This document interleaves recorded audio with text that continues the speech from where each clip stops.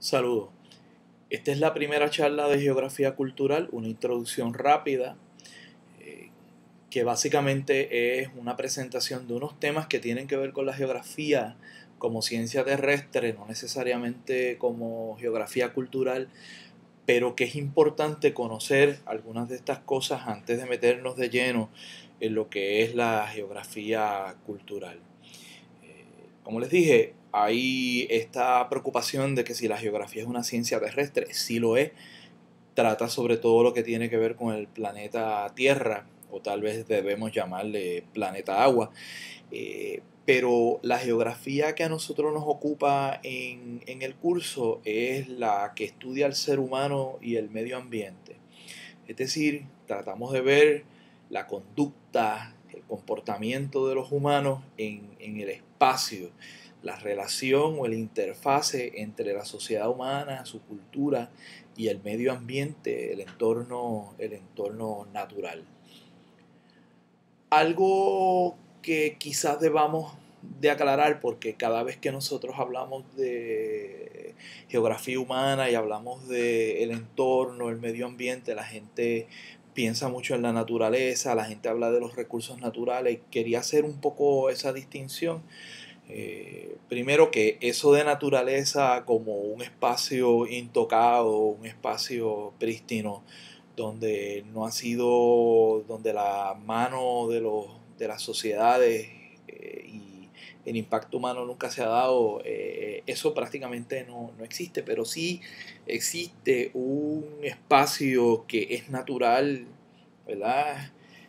Nosotros le llamamos a todo esto en el planeta la ecosfera, y cuando hablamos de eso, pues hablamos del entorno, del medio ambiente, de los ecosistemas, los hábitats y dentro de ellos las especies, fauna, flora, lo biótico, lo que tiene vida, lo abiótico, lo que no tiene vida.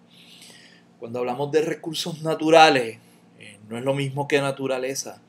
Los recursos naturales son aquellos componentes de la naturaleza que los humanos los extraemos de la naturaleza y los usamos para insumos para la producción, es decir, como materia prima para hacer otras cosas, o que básicamente los consumimos nosotros para nuestro provecho, o nuestro provecho ya consumiéndolos como tal, o nuestro provecho porque los vendemos.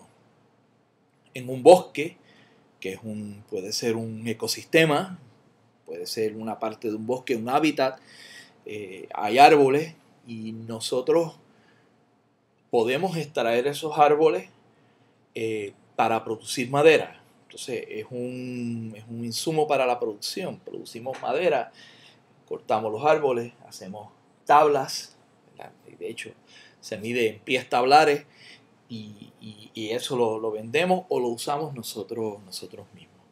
Eso es muy importante tenerlo claro y reconocerlo.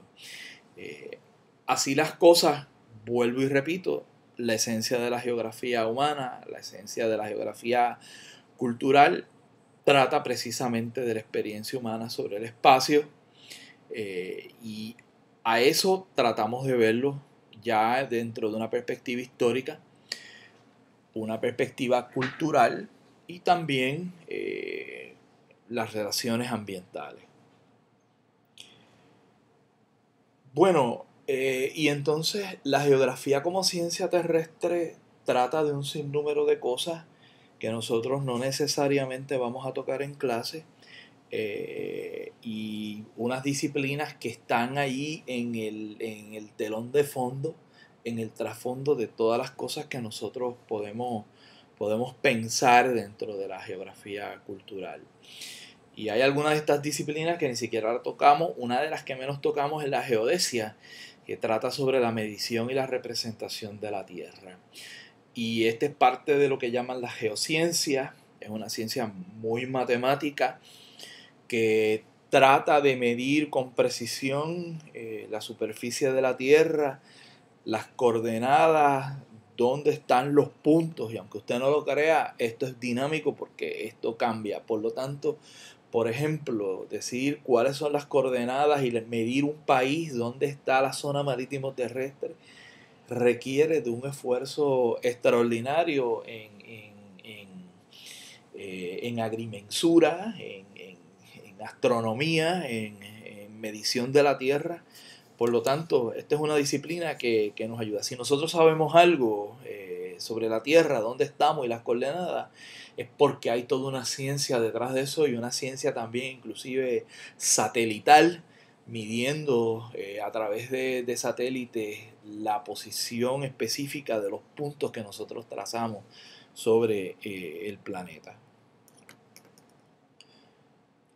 Otra de las disciplinas es la topografía y esta tiene mucho más relevancia para lo que nosotros hacemos en geografía cultural, porque esta es la disciplina que describe la superficie de la Tierra y cuáles son sus características, sus peculiaridades, la elevación, a cuántos pies estamos sobre el nivel del mar, los accidentes, la fisiografía, es decir, si asumimos o presumimos que todo territorio es plano, pues, pero no lo es. Entonces tiene montañas, tiene lomas, tiene estribaciones, tiene cañones. Pues estos son los accidentes, lo que va transformando esa superficie de la Tierra con unas características físicas, ¿verdad?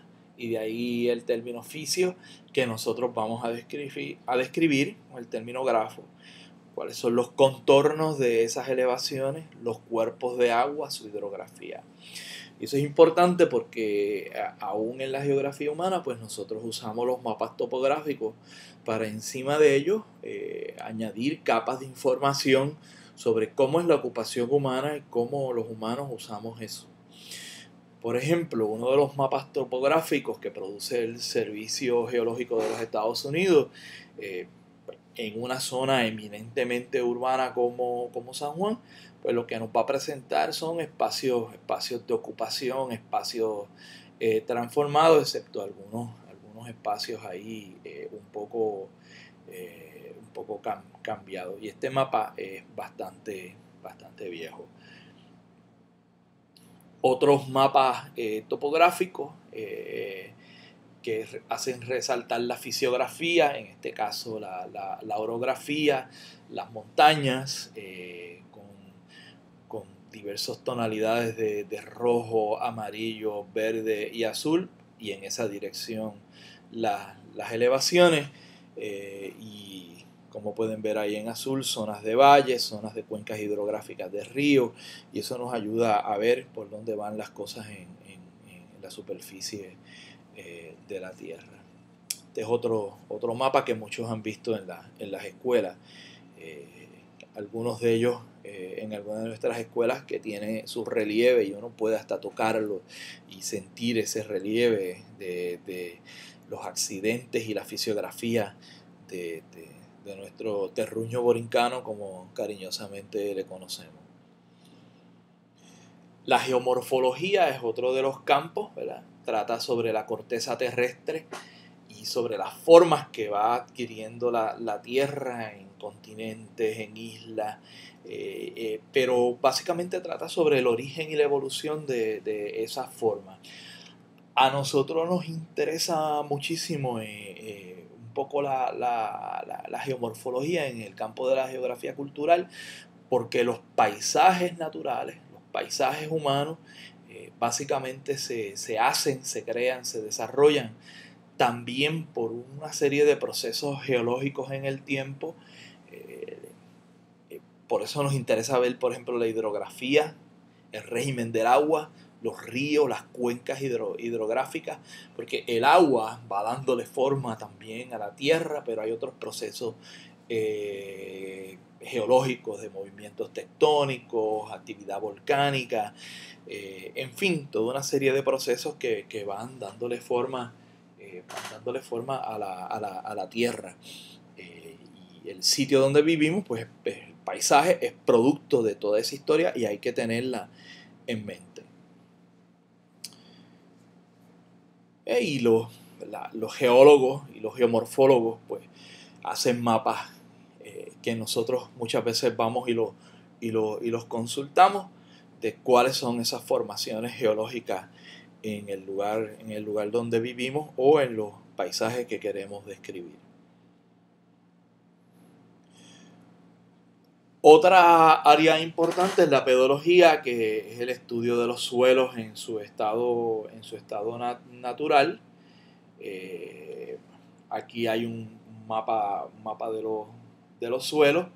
El suelo es esa superficie, esa capa fina de material que está sobre una capa de roca madre, que es pasiva. Bueno, realmente no lo es, pero esa capa de material ha sido transformada por toda una serie de procesos biogeoquímicos unos, meteorización otros. El agua ha transformado la roca y la va convirtiendo en otros materiales más finos, y esa capa está en contacto con todas las demás componentes de la ecosfera, ¿no? La litosfera, la atmósfera, la hidrosfera, la biosfera, con la vida, con el agua, con el aire y con la roca madre. Y una de las variaciones de la pedología es la edafología, que trata de la relación entre los suelos y las plantas. Y esa tiene mucha relevancia para nuestra disciplina, porque nosotros en la geografía cultural nos interesan, por ejemplo, los regímenes agrícolas. Y los regímenes agrícolas tienen que ver mucho con la relación entre los suelos y las plantas, porque las plantas, de acuerdo a los nutrientes y a los tipos de suelo, suelen ocurrir en ciertas áreas en particular. Por lo tanto, la agricultura, hacer mapas agrícolas también nos ayuda a conocer un poco más sobre los suelos, y viceversa. Dónde se da la caña, dónde se da el café, en qué tipos de suelo se da mejor el tabaco, y así por el estilo. Otros tipos de cultivos a través del mundo, por ejemplo la vid, las uvas se dan en ciertos tipos de suelo, etc. Así que ese estudio es importante para muchas de las cosas que nosotros hacemos en la geografía cultural.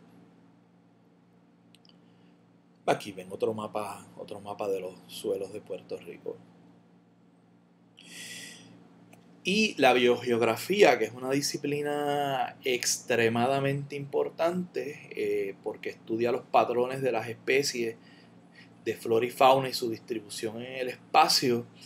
Es decir, si nosotros empezamos a ver el globo terráqueo o aún una zona muy reducida, queremos saber, de acuerdo a las condiciones del suelo, de acuerdo a las condiciones de la corteza terrestre, de su forma, de la geomorfología, de su historia geológica, dónde se encuentran especies de flora y fauna. Así que esa relación entre uno y lo otro, que los biogeógrafos llaman corología, es importante.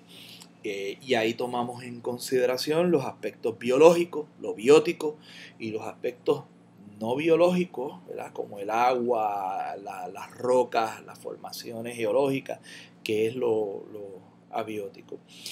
Y esas especies de flora y fauna y su distribución en el espacio se da por factores históricos que van produciendo que ciertas especies predominen en un área, de que unas especies eventualmente se extingan, de que haya unos procesos globales de cambios climáticos que las afecten, de que haya desplazamiento de masas continentales.